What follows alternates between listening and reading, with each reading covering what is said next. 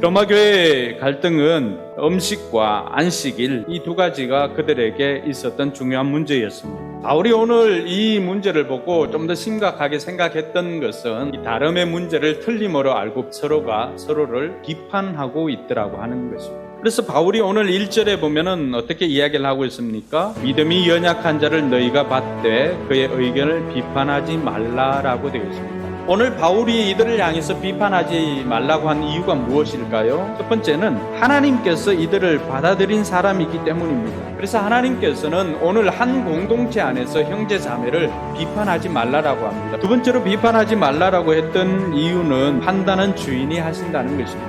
오늘 우리가 이렇게 판단하고 비판하는 데는 은근히 우리가 하나님의 자리에 있다라고 하는 것을 잊어버려서는 안 됩니다.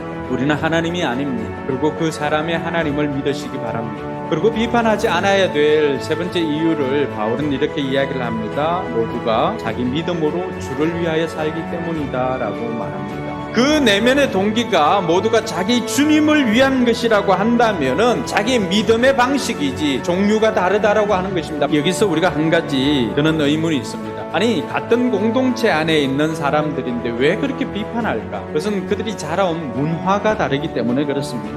우리 몸에 익숙한 것이 있습니다.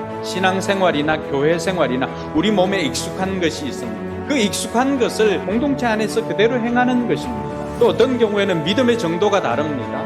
믿음이 강한 사람과 믿음이 약한 사람, 그 사람들의 행동들이 다를 수가 있습니다. 그럼 비판하지 않으려면 우리가 어떻게 살아야 되는가? 공동체 안에서 이런 갈등이 없으려면 어떻게 살아야 되는가? 첫 번째는 비판하지 않겠다고 결심하는 것부터 시작하는 것입니다. 우리가 한 가족이고 공동체임을 잊지 말아야 됩니다. 가족이면 어떻게 합니까? 우리가 서로 비판하지 않습니다. 비판하기보다는 그 연약함을 도우기 위해서 함께 노력하는 것입니다. 그것이 가족입니다.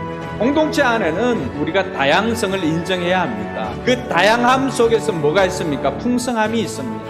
두 번째로 우리가 어떻게 살아야 될 것인가? 본질과 비본질을 구별해야 합니다. 본질적인 문제는 뭐예요? 죽고 사는 문제인가라고 하는 것입니다. 그러나 이것이 그러한 문제가 아니라고 한다면 양보하고 배려하는 것입니다. 누가 먼저 그렇게 해야 될까요? 성숙한 사람이 먼저 그래 해야 됩니다.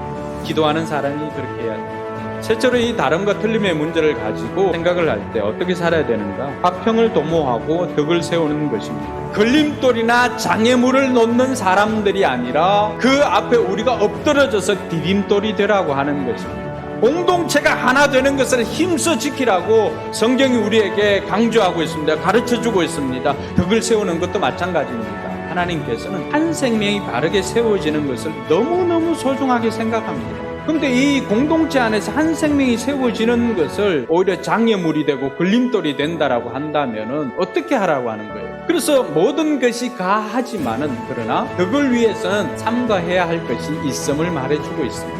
마지막으로 살펴볼 것은 모든 일을 믿음의 근거에서 하라고 하는 것입니다. 그래서 모든 일을 믿음의 근거에서 하는 것은 어떤 것이 될까요? 먼저는 하나님께 감사하고 할 수 있으면 됩니다. 그 다음요, 공동체 유익이 되면 해도 됩니다. 그 다음은요, 자녀들 앞에 부럽지 않으면 그래도 됩니다. 그래서 우리 포커스교회 모든 성도들은 다름의 문제를 틀림으로 보는 것이 아니라 다름을 인정하고 서로를 받아들이고 용납하여서 함께 아름답게 공동체를 세워가는 저와 여러분들이 되기를 주님의 이름으로 축원합니다.